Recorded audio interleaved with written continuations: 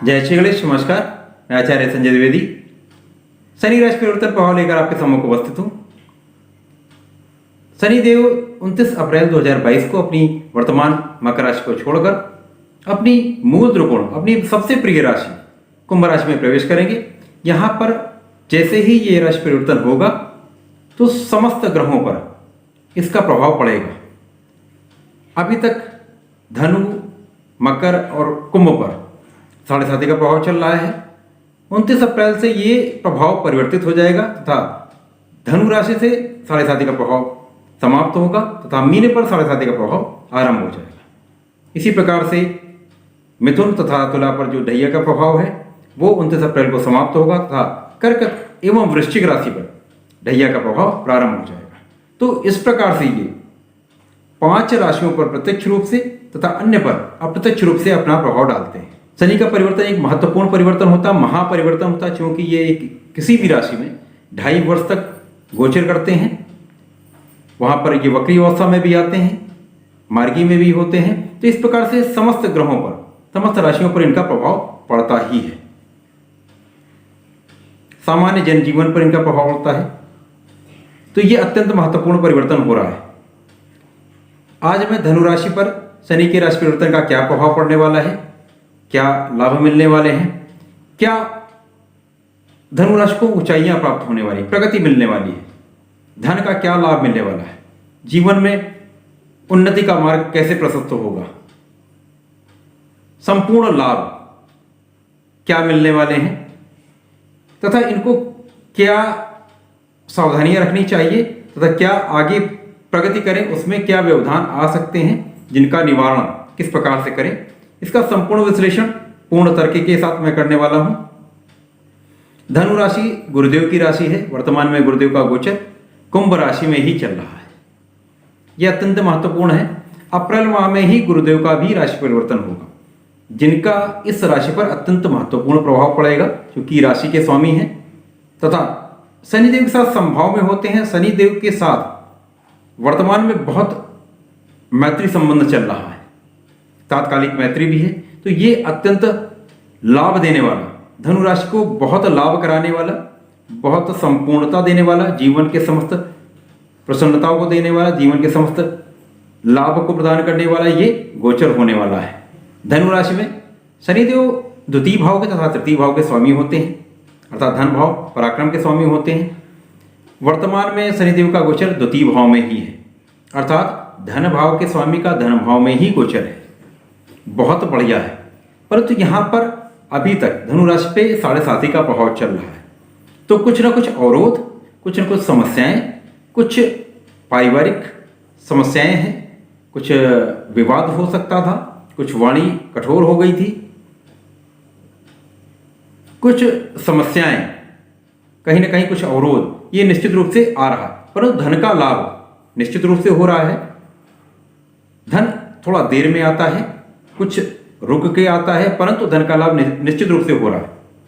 परंतु जैसे ही ये गोचर 29 अप्रैल को परिवर्तित होगा, शनिदेव अपनी मूल त्रिकोण में पराक्रम भाव में प्रवेश करेंगे। तो यहां पर जाने के पश्चात स्थितियों में बहुत बड़ा चेंज आएगा, बहुत बड़ा परिवर्तन होगा। इसीलिए इसको मैं महापरिवर्तन कह रहा हूं।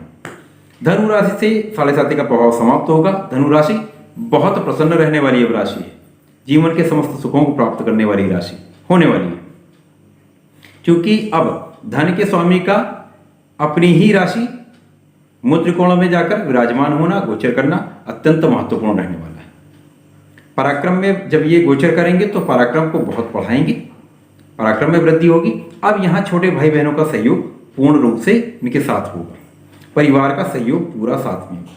पारिवारिक संपत्ति का विवाद अब हल हो जाएगा, पारिवारिक संपत्ति का लाभ मिलेगा, परिवार के सदस्यों में वृद्धि का योग बनता है, पारिवारिक सदस्यों का सहयोग मिलेगा, धन की मात्रा बहुत बढ़ने वाली, पर आपका परिश्रम बहुत बढ़ेगा, आपका पराक्रम बहुत बढ़ेगा, आपका यश बहुत बढ़ेगा, जिससे धन की मात्रा में बहुत वृद्धि होने वाली, आपके सोचने से भी अधिक आपको मिलने वाला है।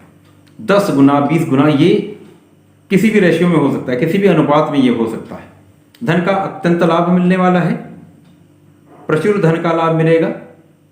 यहां पर शनिदेव का जब गोचर तृतीय भाव में होगा तो इस भाव में वृद्धि के साथ साथ इनकी प्रथम दृष्टि का प्रभाव पंचम से होगा। अब ये पंचम भाव पर जब दृष्टि डालेंगे तो यहाँ से इस भाव को बहुत प्रबल कर दें। इन तीनों भागों की उन्नति होगी, शैक्षिक उन्नति होगी, संतान की प्राप्ति, संतान का सहयोग, संतान से सुख, संतान की उन्नति, ये निश्चित रूप से इस गोचर काल में अब होगी। साथ ही साथ यहां पर शिक्षा से लाभ, शिक्षा से प्रगति, शिक्षा से धन का लाभ, शिक्षा से यश का लाभ, शिक्षा का पूर्ण उपयोग, आप ज्ञान का पूर्ण तरह से उपयोग कर पाएंगे, ज्ञान से आपको लाभ मिलेगा, विवेक बढ़ जाएगा, संबंधों को, पारिवारिक संबंधों को आप आगे बढ़ाकर चलेंगे, परिवार को साथ लेकर आप आगे बढ़ेंगे, ये बहुत अच्छा रहने वाला है। अभी तक जो मकर में गोचर था वहां आपकी वाणी कुछ कठोर थी, जिसके कारण कहीं ना कहीं संबंधों में कुछ कटुता आ रही थी, संबंधों में मधुरता नहीं आ पा रही थी, वैचारिक मतभेद हो रहे थे, वो अब नहीं होंगे। अब पारिवारिक पूरा सहयोग आपको प्राप्त होगा। इसके पश्चात शनिदेव की जो दूसरी दृष्टि का प्रभाव होगा वो आपके भाग्य पे होगा। अब जब भाग्य पे शनिदेव की दृष्टि डालेंगे तो ये अत्यंत प्रबल कर देंगे, क्योंकि यहां पर गुरु के साथ बहुत अच्छा मैत्री संबंध बन रहा है, तो भाग्य को अत्यंत बलवान कर देंगे, भाग्य वृद्धि हो जाएगी। अब भाग्योन्नति से आपके समस्त कार्यों में आपको प्रगति होगी, आपको पिता का सहयोग, प्रशासनिक कार्यों में लाभ, आपने जो उच्च अधिकारी उनका पूर्ण सहयोग, आपके सहकर्मियों का पूरा लाभ आपको मिलेगा।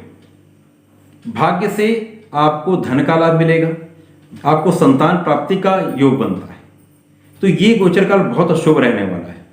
जो रास्ते के अवरोध थे आपकी, अब वो समाप्त हो जाएंगे, व्यवधान समाप्त होंगे, तो आपका मार्ग पूर्णतः आपके लिए प्रगति के पथ पर अग्रसर होने वाला हो जाएगा। इसके पश्चात शनिदेव की तीसरी दृष्टि का प्रभाव आपके द्वादश भाव से होगा। जब शनिदेव द्वादश से संबंध बनाएंगे तो यहां पर विदेश से लाभ, विदेश गमन, जो लोग बाहर इंपोर्ट एक्सपोर्ट का कार्य करते हैं, विदेश से संबंधित हैं या विदेश सेवा में हैं, उनके लिए बहुत शुभ, बहुत बढ़िया रहने वाला है। विदेशों से लाभ मिलने वाला है, यात्राओं से लाभ मिलने वाला है, आपकी यात्राएं बहुत शुभ रहने वाली हैं, आपकी आध्यात्मिक यात्राएं हो सकती हैं, आप तीर्थ स्थलों का भ्रमण कर सकते हैं,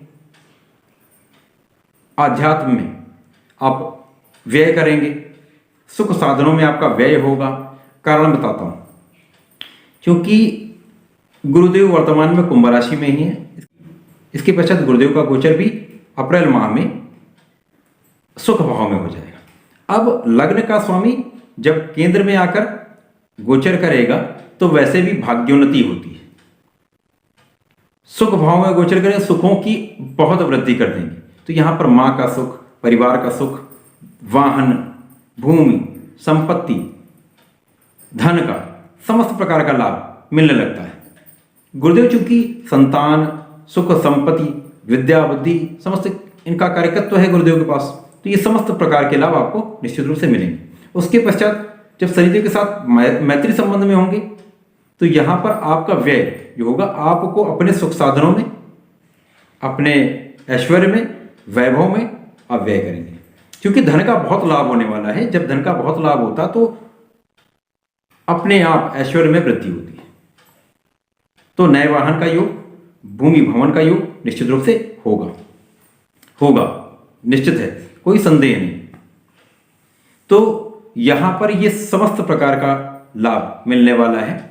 इसके पश्चात जुलाई माह में शनिदेव वक्री अवस्था में आएंगे, वापस इनका गोचर मकर की तरफ होगा, तो कोई बहुत बड़ी कुछ समस्या नहीं आने वाली।